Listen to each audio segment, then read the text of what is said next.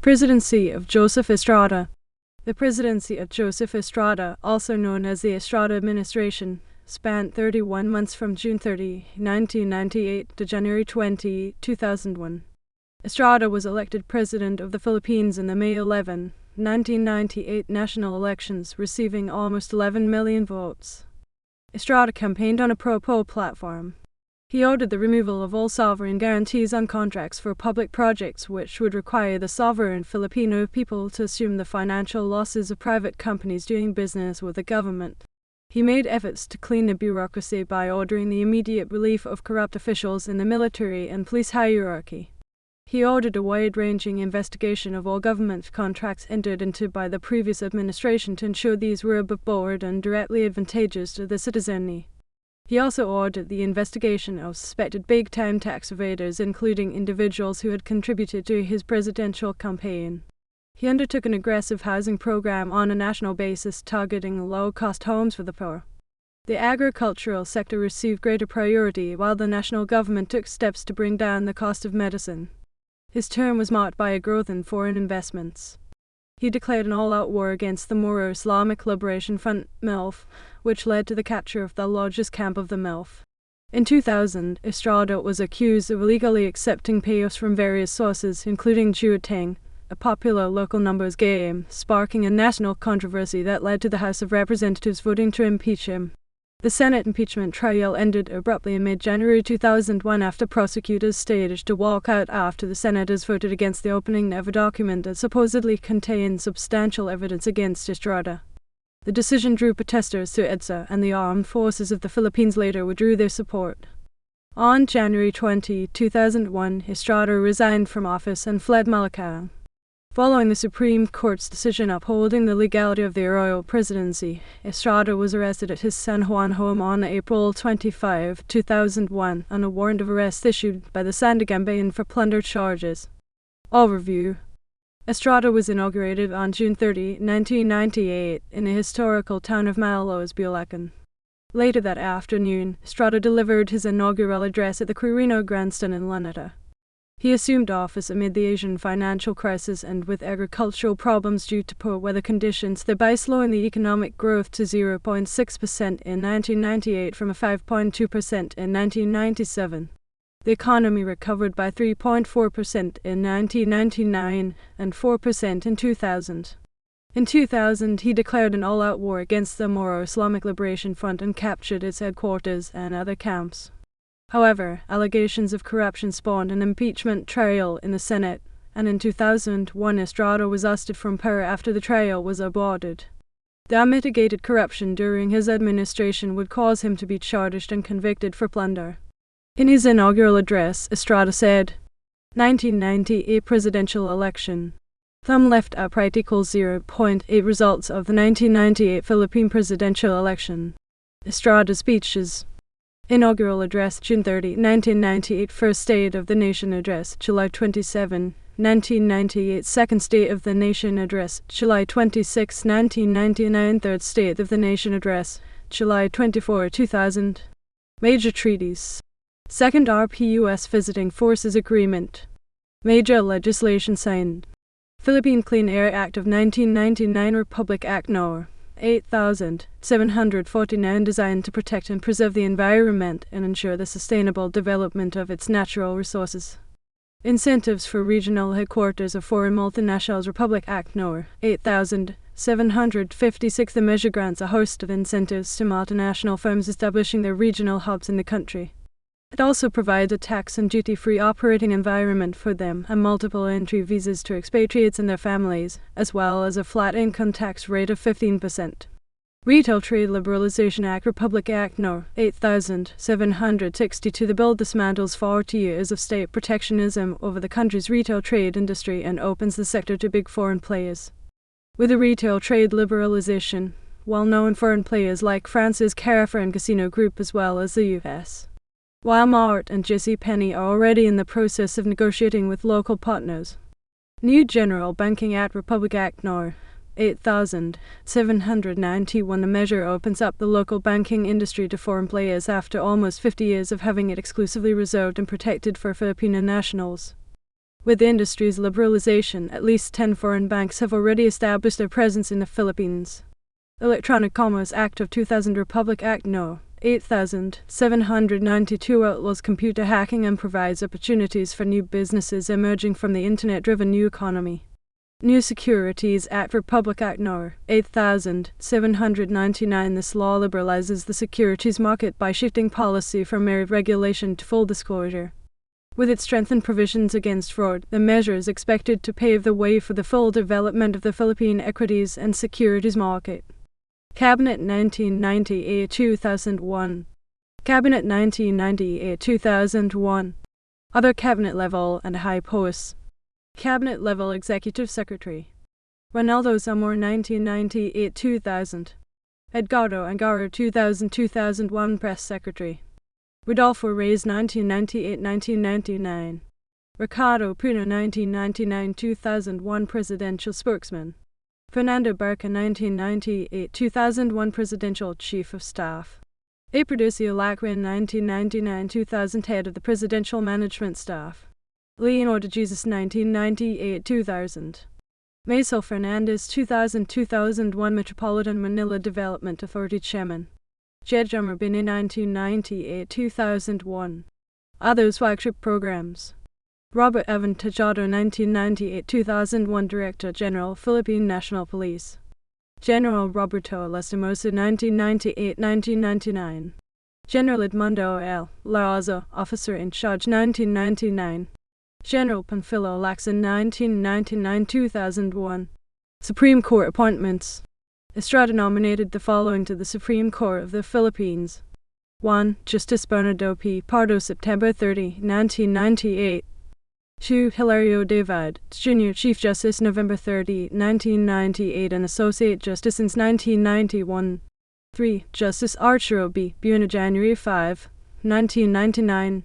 4. Justice Minerva P. Gonzaga Reyes January 5, 1999. 5. Justice Consuelo Ano Santiago April 6, 1999. 6. Justice Sabina R. Talion Jr. October 12, 1999. 7. Justice Angelina Sandoval Gutierrez December 22, 2000 His last SC Justice appointee. Pardons. President Joseph Estrada granted pardon to the following: Rodolfo Domínguez Quezon, Jr. 1998 convicted of arson. Economy. Even with its strong economic team, the Estrada administration failed to capitalize on the gains of the previous administration. His administration was severely criticized for cronyism, incompetence, and corruption, causing it to lose the confidence of foreign investors. Foreign investors' confidence was further damaged when, in his second year, Estrada was accused of exerting influence in an investigation of a friend's involvement in stock market manipulation. Social unrest brought about by numerous bombing threats, actual bombings, kidnappings, and other criminal activities contributed to the economy's troubles. Economic performance was also hurt by climatic disturbance that caused extremes of dry and wet weather. Toward the end of Estrada's administration, the fiscal deficit had doubled to more than $100 billion from a low of $49 billion in 1998. Despite such setbacks, the rate of GNP in 1999 increased to 3.6% from 0.1% in 1998, and the GDP posted a 3.2% growth rate, up from a low of -0.5% in 1998. Debt reached $4.1 trillion in 1999. Domestic debt amounted to $986.7 billion, while foreign debt stood at $52.02 billion. Masa Forma on radio. During his term, Estrada ordered to the National Telecommunications Commission by the adoption of Filipino language-based radio format known as Masa. Named for Isakon Masa or Masses, all radio stations adopted the Masa format, effective since 1998, as DJ wanted to replace English language-based stations immediately to air OPM songs and requests. After his term in 2001, several frequency modulation stations adopted the Masa format nationwide until this day. Cybersec Commission. With the purpose of investigating the alleged anomalies of the Ramos administration, President Joseph Estrada created the Cybersec Commission headed by former Senator Ines Cybersec. Ramos, however, refused to appear before the commission, for he argued that the jurisdiction lies in the court. In the so-called Centennial Expo scam, Mr. Ramos claimed the Senate committee that conducted the probe never closed the case because it did not issue any final report. Instead, he ruled former President Estrada created an administrative fact-finding commission headed by former Senator Rene Sagosac. But 6 former government officials during his administration who were implicated in the Centennial Expo scam were subsequently exonerated by the Ombudsman in October 1998. Former Vice President Salvador Laurel, who shared the Centennial Expo and was among the principal accused in this case, however, died before he could be exonerated, Mr. Ramos ruled. In the Smoky Mountain case, he said he appeared in 2000 before the public hearing of the House Committee on Good Government chaired by then-Rep. Ed Laura, whose panel cleared the project as valid and legal. Subsequently, he said the Supreme Court ruled 13-0, with 2 abstentions, in favor of the project. The SC also upheld the legality and constitutionality of the project and dismissed the petition filed against it by Sen. Miriam Defensa Santiago. In the question Mass and Lock Power Project, he said the Joint Congressional Oversight Committee looked into the privileged speech of then Sen. Aquilino Pimentel, Jr. on Ramos' alleged influence that this power plant be sold to a consortium connected with former Malaysian Prime Minister Mahathir Mohamad. Agrarian Reform. The Estrada administration widened the coverage of the comprehensive agrarian reform program co-op to the landless peasants in the countryside. The latter's administration distributed more than 266,000 hectares of land to 175,000 landless farmers, including land owned by the traditional rural elite. Total of 523,000 hectares to 305,000 farmers during his second year as president. In September 1999, he issued Executive Order EO 151, also known as Farmers Trust Fund, which allows the voluntary consolidation of small farm operation into medium and large-scale integrated enterprise that can access long-term capital. President Estrada launched the Macabalicat para sa Conlarang Agrario or MACSACA. The DAR forged into joint ventures with private investors in the agrarian sector to make FB competitive. In 1999, a huge fund was allocated to agricultural programs, one of which is the Agriculturing Makamasa, through which it achieved an output growth of 6%, a record high at the time, thereby lowering the inflation rate from 11% in January 1999 to just a little over 3% by November of the same year. Anti-crime task forces. In 1998, by virtue of Executive Order No. 8, President Estrada created the Presidential Anti-Organized Crime Task Force Pact with the objective of minimizing, if not totally eradicating, car theft and worsening kidnapping cases in the country. With the help of this task force, the Philippine National Police for the first time in history achieved a record high trust rating of plus 53%. Pamphilo Lacson was its first head. He also created the Philippine Center on Transnational Crime PCTC in 1999 with the objective of formulating and implementing a concerted action of all law enforcement, intelligence and other government agencies for the prevention and control of transnational crime. However, in November 2000, during the Jutengue scandal of President Estrada, high officials of the Pcso Mancao, Michael Ray Aquino, Glenn Dumau, and PUC Chief Pamphilo Lacson were implicated in the murder of publicist Salvador Deser and his driver Emmanuel Corbito at the Cavite province. Deser at that time was accused to be behind black propaganda against President Estrada, charge Deser denied. Death penalty. The death penalty law in the Philippines was reinforced during the incumbency of Estrada's predecessor, Fidel Ramos. This law provided the use of the electric chair until the gas chamber method chosen by government to replace electrocution could be installed. However, the electric chair was destroyed sometime prior due to a typhoon, leaving only a blackened scorch mark. Some sources have said it had burnt out the last time it had been used. However, the first execution by injection took place under Estrada's administration. On February 5, 1999, Leo Echegaray, a house painter, was executed for repeatedly raping his stepdaughter. He was the first convict to be executed since the reimposition of death penalty in 1993. His execution sparked once again a heated debate between the anti- and the pro-death penalty forces in the Philippines, with a huge majority of people calling for the execution of Echegaray. The Estrada administration peddled the death penalty as the antidote to crime. The opposition maintained that the death penalty is not a deterrent and that there have been studies already debunking the deterrence theory. Legislators and politicians refused to heed the recommendation of the Supreme Court for Congress to review the death penalty, riding on the popularity of the pro-death penalty sentiment. 6 years after its reimposition, more than 1,200 individuals have been sentenced to death and 7 convicts have been executed through lethal injection.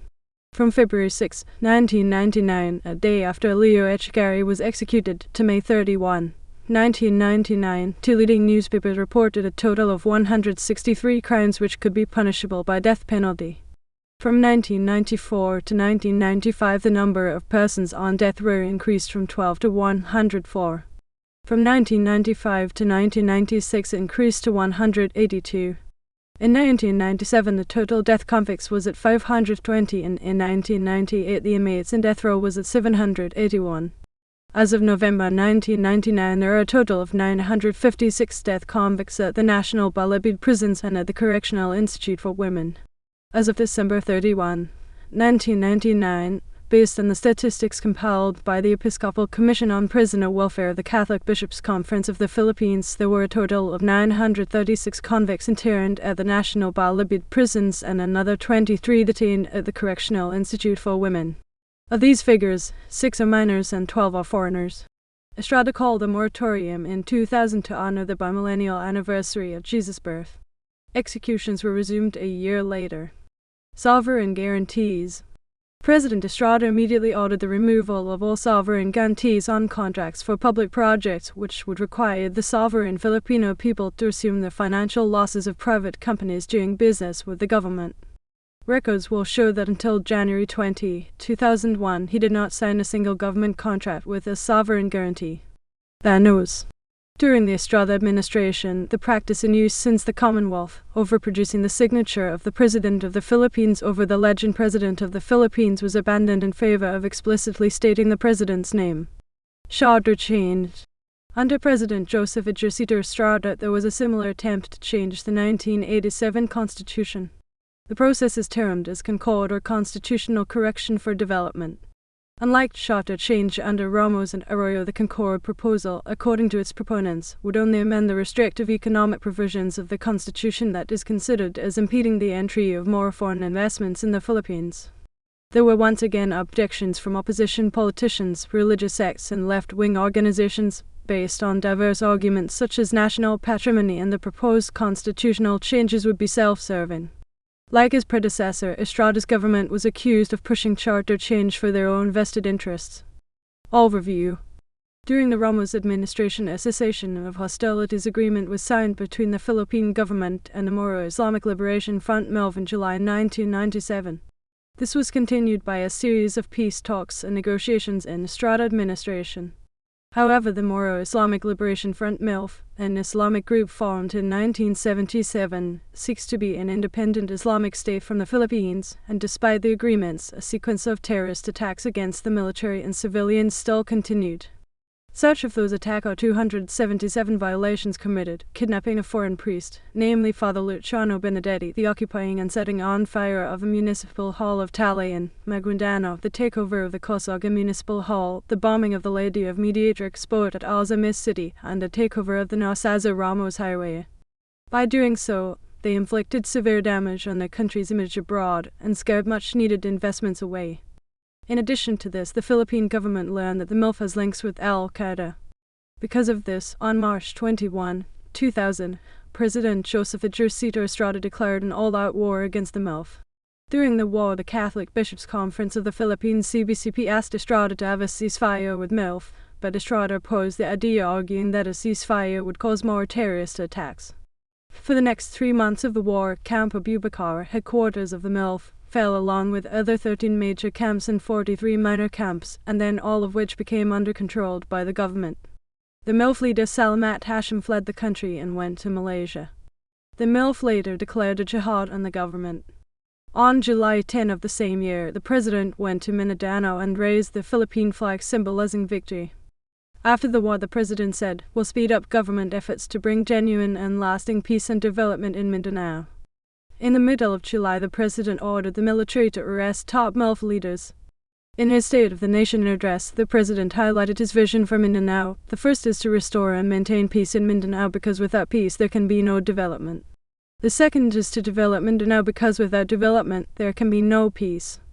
The third is to continue seeking peace talks with the MILF within the framework of the Constitution because a peace agreed upon in good faith is preferable to a peace enforced by force of arms.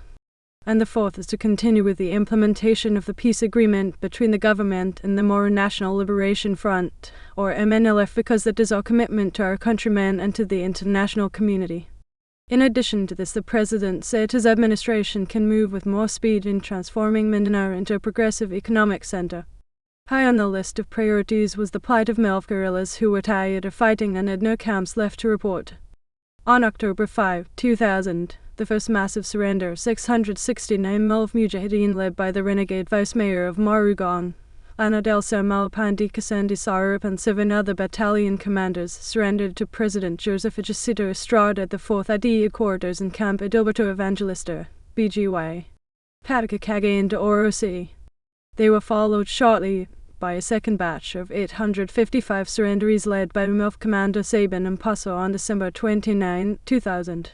However, the war with the MILF was severely criticized by foreign and media observers. In fact, Agriculture Secretary Edgardo Angaro bridled at the high cost of Mindanao, specifically the diversion of resources from military operations that eat away from the agriculture modernization program. Angaro was quoted as saying, "What General Reyes asks, he gets." Moreover, the fighting in Mindanao even destroyed more than 135 million worth of crops and 12,000 hectares of rice and corn fields. Chronology. On March 15, a combat patrol of the Phil. Army's 26th Infantry Battalion stumbled upon MILF guerrillas in BGY.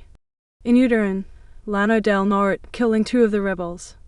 The following day, 700 rebels of the MILF 303rd Brigade Camp Jehan Mac led by Abdullah Makpa, alias Commander Bravo, swooped down on 9 army detachments in Linneman, Bacolod, Coshugan and Migo towns.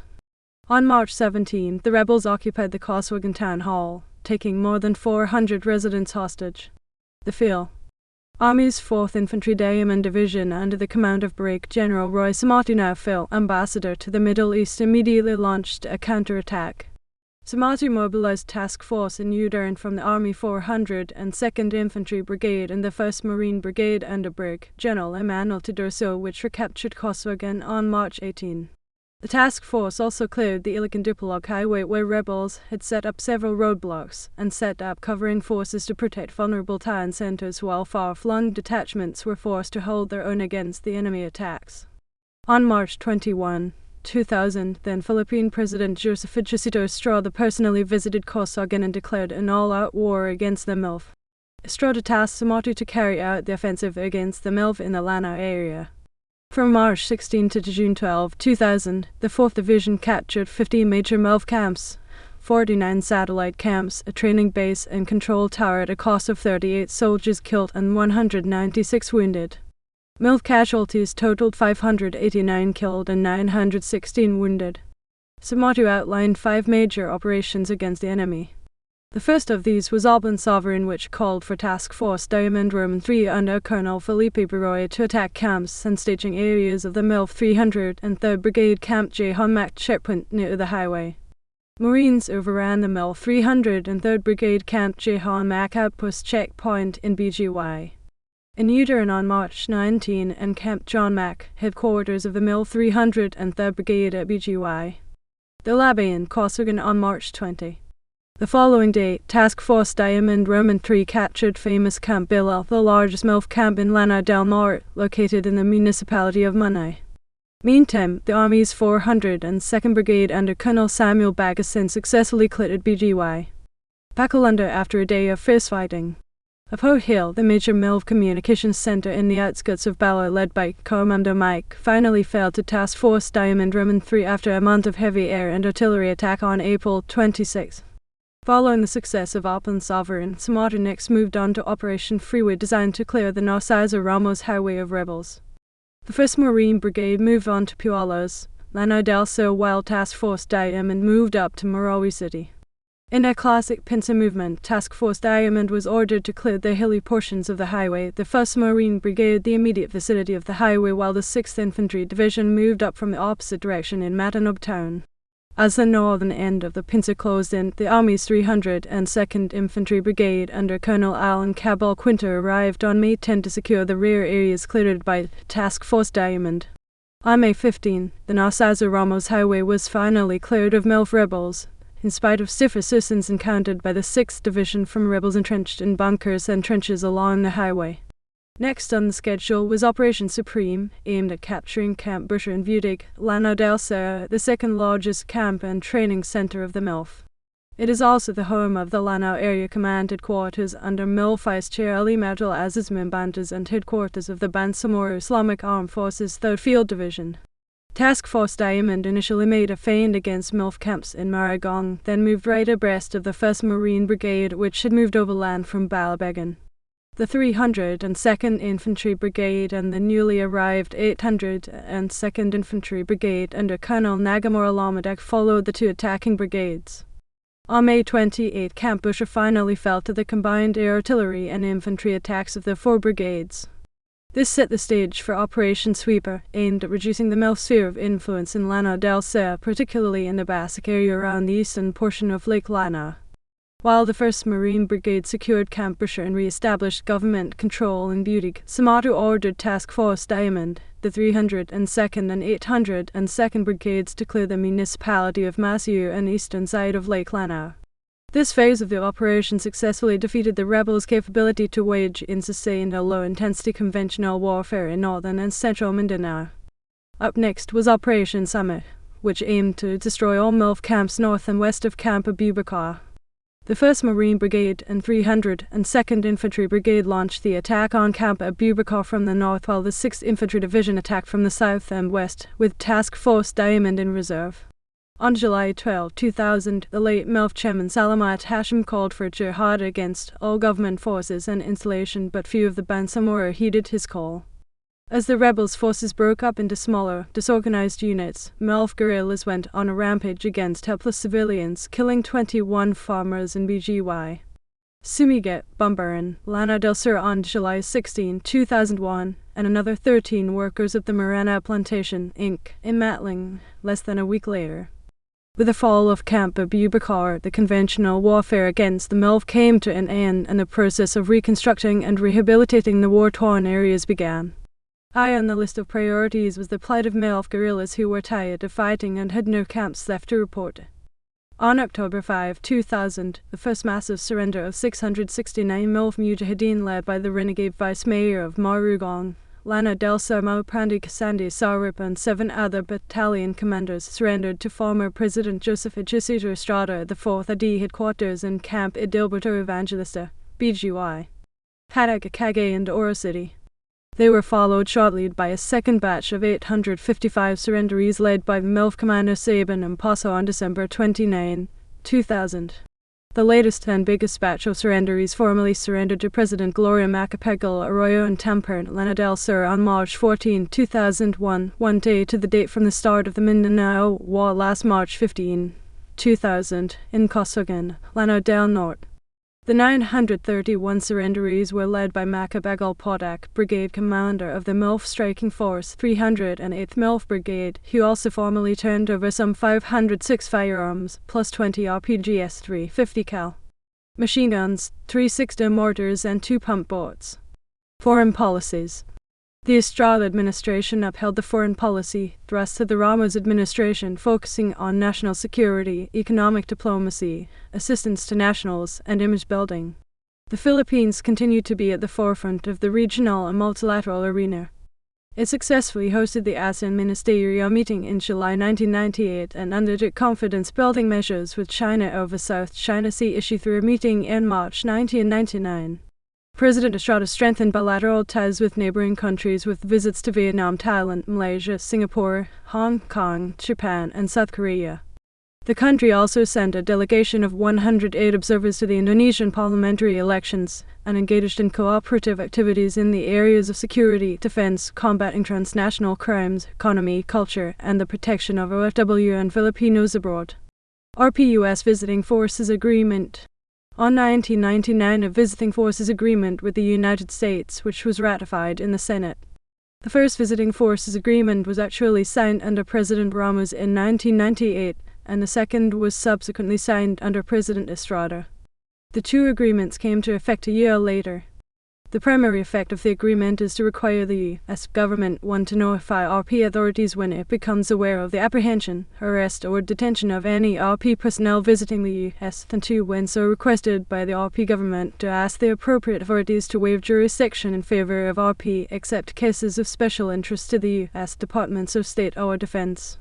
Waiving of jurisdiction in the U.S. is complicated by United States being a confederation of states in which each individual state has its own judicial system, and the U.S. federal government not being in a position to simply order a state to waive jurisdiction. The agreement contains various procedural safeguards which, amongst other things, establish the right to due process and prescribe double jeopardy. The agreement also, among other provisions, exempts RP personnel from visa formalities and guarantees expedited entry and exit processing, requires the U.S. to accept RP driving licenses, allows RP personnel to carry arms at U.S. military installations while on duty, provides personal tax exemptions and import/export duty exclusions for RP personnel, requires the U.S. to provide health care to RP personnel, and exempts RP vehicles, vessels, and aircraft from landing or ports fees, navigation or overflight charges, road tolls, or any other charges for the use of U.S. military installations. Third Informal ASEAN Summit. Estrada hosted the Third Informal ASEAN Summit at the Philippine International Convention Center from November 24-28, 1999. The chief executive met with the leaders of the 9 ASEAN member countries and 3 dialogue partners of the regional grouping, namely China, Japan, and the Republic of Korea. The 10 ASEAN member countries are Brunei Darussalam, Indonesia, Malaysia, Singapore, Thailand, the Philippines, Myanmar, Cambodia, Laos, and Vietnam. The leaders of the 10 member ASEAN and the 3 dialogue partners concluded their informal summit on Sunday, Nov 28, vowing to further broaden East Asia cooperation in the 21st century to improve the quality of life of peoples in the region. A joint statement issued after the Third ASEAN Informal Summit and separate top-level meetings with the leaders of China, Japan, and Korea expressed the resolve of the heads of states and governments of ASEAN and its dialogue partners to work toward the attainment of peace and stability in Asia and the Pacific. According to the joint statement, the leaders also voiced satisfaction with the rapidly developing relations among their countries that is expected to pave the way to greater East Asia cooperation. Mindful of the challenges and opportunities in the new millennium, as well as the growing regional interdependence in the age of globalization and information, they agreed to promote dialogue and to deepen and consolidate collective efforts with a view to advancing mutual understanding, trust, good neighborliness, and friendly relations, peace, stability, and prosperity in East Asia and the world, the joint statement said. They likewise underlined their commitment to conduct their mutual relations under the principles of the United Nations Charter, the 5 Principles of Peaceful Coexistence, the Treaty of Amity and Cooperation in Southeast Asia, and the universally recognized principles of international law. The leaders further underscored their commitment to build on existing cooperative processes in the economic, social, and political fields. On economic cooperation, the leaders of the ASEAN countries, China, Japan, and South Korea agreed to accelerate trade, investments, technology transfer, cooperation in information technology, and promotion of industrial and agricultural cooperation, and the encouraged development of growth areas in East Asia, including the Mekong River Basin. On monetary and financial cooperation, they agreed to strengthen policy on financial, monetary, and fiscal issues, including the cooperation mechanism for finance and central banking system. In the political security area, they agreed to continue dialogue, coordination, and cooperation to increase mutual understanding and trust towards forging lasting peace and stability in East Asia. The leaders agreed to strengthen cooperation in addressing common concerns in the area of transnational issues in the region. In other fields, the leaders also agreed to intensify coordination and cooperation in various international and regional forums, including the United Nations, World Trade Organization, and Asia-Pacific Economic Cooperation, as well as in regional and international financial institutions. To strengthen regional cooperation in projecting an Asian point of view to the rest of the world, and in intensifying people-to-people contacts to strengthen social and human resources to sustain growth in East Asia by alleviating economic and social disparities within and among East Asian countries. To support ASEAN efforts in the implementation of the Hanoi Plan of Action towards advancing economic and sustainable development. Subic Bay leadership dispute. After winning the 1998 presidential elections on May of that year, newly elected President Joseph Estrada issued Administrative Order No. 1, which ordered the removal of Richard Gordon as chairman of the Subic Bay Metropolitan Authority, or SBMA. Estrada appointed Felicito Piumo, Gordon's critic and congressman of Baton, as new chairman. Gordon refused to step down, stating that his reappointment from the Ramos administration gave him civil service protection. The removal process was not easy. Hundreds of volunteers and paid people barricaded the gates of SBMA, and Gordon locked himself inside the SBMA Administrative Office Building 229. After this, he was dubbed dictator because he rebelled against an executive order. The issue sparked the interest local and foreign press known as the showdown of Sabik. Gordon filed for a temporary restraining order before the local court. The local court of Olongapo granted Gordon's request, but Piuma's party filed an appeal before the Court of Appeal CA. The CA reversed the local court's ruling, and it was affirmed by the Supreme Court. With the Supreme Court decision, Gordon called Piuma and turned over the reins of SBMA at the Subic Bay Yacht Club 2 months later on September 3, 1998. Together with the Subic volunteers, they cleaned up the facility. Textbook scam intervention. In 1998, Estrada allegedly appointed her cousin Cecilia de Castro as presidential assistant. The president denied knowing her in the wake of the textbook scam in 1998. The president later intervened in the investigation of the said scam. Another is the appointment of brother-in-law Captain Rufino Fahrenheit Pimentel as Packer director. Also, brother-in-law Raul de Guzman was appointed member of the Board of Regents of the University of the Philippines. De Guzman's son was also appointed as presidential consultant on environment and water. The Philippine Daily Inquirer adds Palat. Estrada criticized the Philippine Daily Inquirer, the nation's most popular broadsheet newspaper, for bias, malice, and fabrication against him. In 1999, several government organizations, pro-Estrada businesses, and movie producers simultaneously pulled their advertisements in the Inquirer. The presidential palace was widely implicated in the advertising boycott, prompting sharp criticism from international press freedom watchdogs. The Manila Times controversy. Estrada launched a libel suit against the country's oldest newspaper, the Manila Times, over a story that alleged corruption in the awarding of a public works project. After a personal apology from an owner was published, the libel suit was dropped. Within 3 months, the Manila Times was sold to a housing magnate with no previous newspaper experience and was quickly shut down. VW Resources scandal. VW Resource is a small gaming company listed on the Philippine Stock Exchange and linked to people close to Estrada experienced a meteoric rise in its stock price due to suspected stock price manipulation. The ensuing investigation led only to further confusion when the head of the compliance and surveillance group of the Philippine Stock Exchange Pcso and his entire staff resigned, saying, "I believe I can no longer effectively do my job." The event created a negative impression.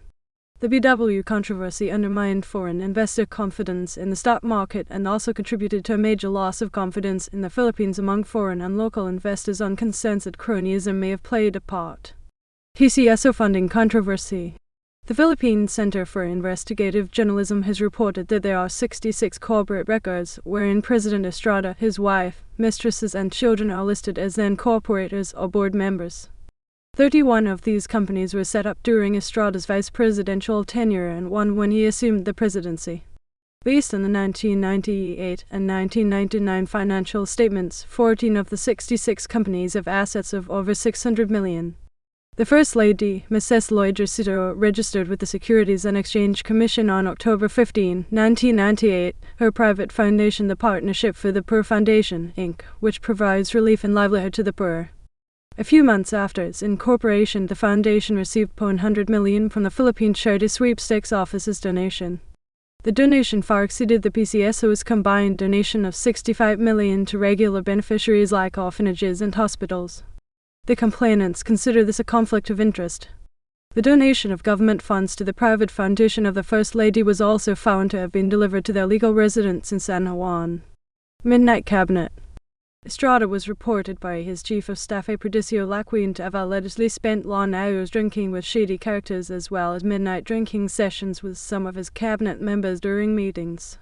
Members of the so-called Midnight Cabinet were Luis Chavez, instant governor of Ilocos, Luis Baby Asistio, representative of Calcan, Dante Tan, head of the BW Resources Corporation, Moen Close, associate of Dante Tan, and an Estrada election contributor, Lucio Coligotti, owner of Pure Gold duty-free stores, who was recently accused of being a big-time smuggler. James Ditchev as a fiberglass manufacturer and real estate developer who was recently involved in the corporate coup at Bell Corporation, operator of the controversial Dial-I Games, William Wingate Chilean presidential advisor on overseas Filipinos Eusebio Tanco acquired the Tuwimakaling Banahaw geothermal power plant from the National Power Corporation. Tanco is the brother-in-law of one of the country's biggest coconut millers, Douglas Liu M. Jacinto Jack Ng, multimillionaire, owner of Republic Biscuit Corporation or Rubisco, and of some hefty real estate. Mark Jimenez, a shadowy businessman wanted for illegal campaign contributions in the U.S. Jimenez is reportedly a mean singer at the karaoke and is an occasional good time associate of Estrada. Estrada mistresses. During the Chiutengate scandal, Estrada's critics claimed that Estrada's mistresses received financial benefits from the president. The following are Estrada's mistresses: Gil Gomez, Lani Enriquez, Joy Melendez, Rona Lopez, Piqui Osorio. Hot car scandal. Rep. Magnagal Gunagundo Roman Tuvalentuela exposed the assignment of Pres. Estrada of some seized luxury vehicles and SUV to his cabinet secretaries and favored political allies through an obscure office presidential retrieval task force. Initially Pres. Estrada resisted his critics' calls to return the hot cars to the Bureau of Customs and challenged them to file a case against him. But by November, the president withdrew his earlier decision and instructed the customs to dispose the vehicles through an auction. Building laws violation. President Estrada and his family reportedly violated many construction and building laws in their real estate firms. Chiutengate scandal. Singson is known to have Estrada's fall, when in October 2000 he allegedly gave President Joseph Estrada PHP 400 million as payoff from illegal gambling profits. On October 16, 2000, he accused the Estrada as the lord of all Chiuteng laws for receiving 5 million pesos protection money from Chiuteng every month during his term of presidency. Desa Corbutho double murder case.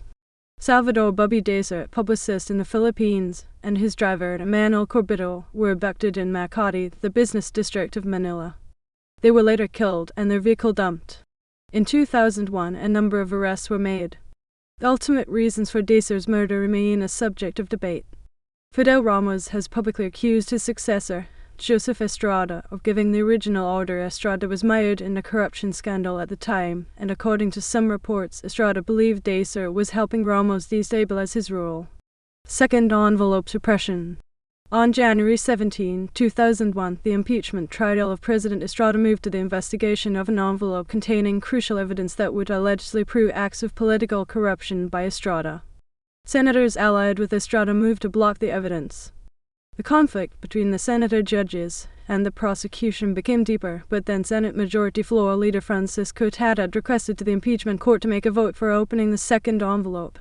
The vote resulted in 10 senators in favor of examining the evidence and 11 senators in favor of suppressing it.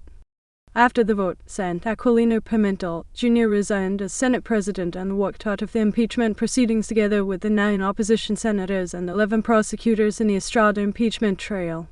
The 11 administration senators who voted yes to block the opening of the second envelope remained in Senate session hall together with the members of the defense. They were chanted with Joe's cohorts where their surnames were arranged. Corruption charges. The Estrada presidency was soon dogged by charges of plunder and corruption. He was reported by his chief of staff Patricio Lacrean to have allegedly spent long hours drinking with shady characters as well as midnight drinking sessions with some of his cabinet members during meetings. In October 2000, an acknowledged gambling racketeer, Luis Chivit Singson, governor of the province of Ilocos, alleged that he had personally given Estrada the sum of 400 million pesos, $8,255,933 as payoff from illegal gambling profits, as well as 180 million pesos, $3,715,170 from the government price subsidy for the tobacco farmers market and cooperative. Impeachment proceedings. Singson's allegation caused an uproar across the nation, which culminated in Estrada's impeachment by the House of Representatives on November 13, 2000, which did not succeed. The articles of impeachment were then transmitted to the Senate and an impeachment court was formed, with Chief Justice Hilario David, Jr. as presiding officer. Major television networks preempted their afternoon schedules to bring full coverage of the impeachment trial.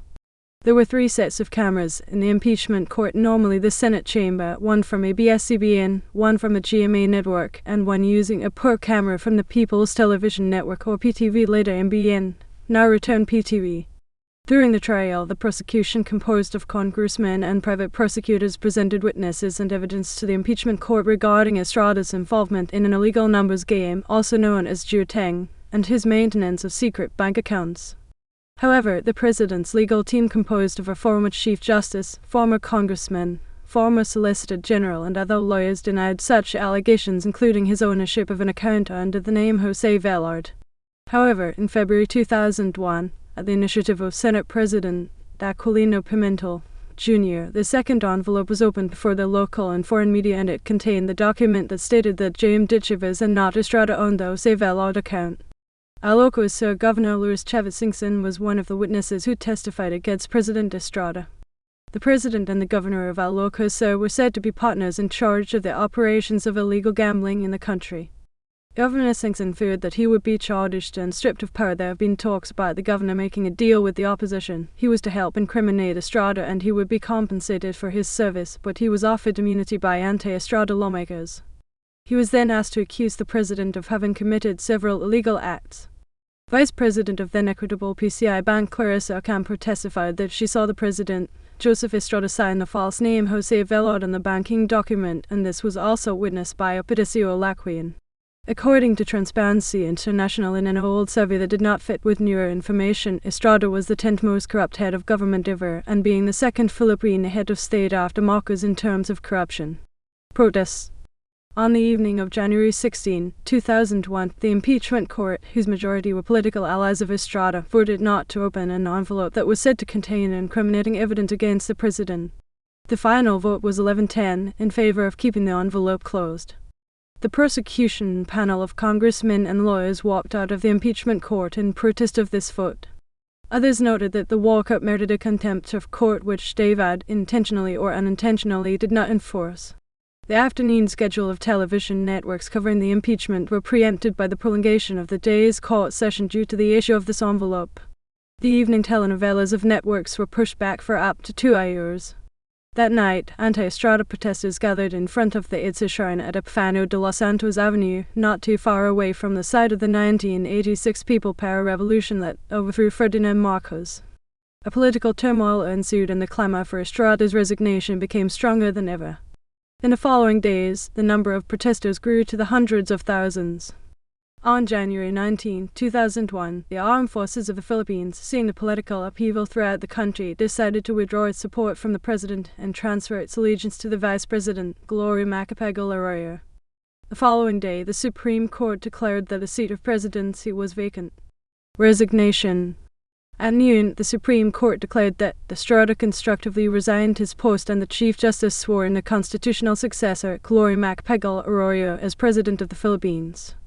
Prior to Estrada's departure from Malacca, he issued a press release which included: on January 18, 2008, Joseph Estrada's Puwersa NG Masang Filipino PMP placed a full-page advertisement in Metro Manila newspapers, blaming Itza of having inflicted a dent on Philippine democracy. Its featured clippings questioned the constitutionality of the revolution. The published featured clippings were taken from Time, New York Times, The Straits Times, Los Angeles Times, Washington Post, Asia Times Online, The Economist, and the International Herald Tribune. Former Supreme Court Justice and Estrada appointee as chairwoman of the Philippine Charity Sweepstakes Office, Cecilia Muaf Palma, opined that Itza violated the 1987 Constitution.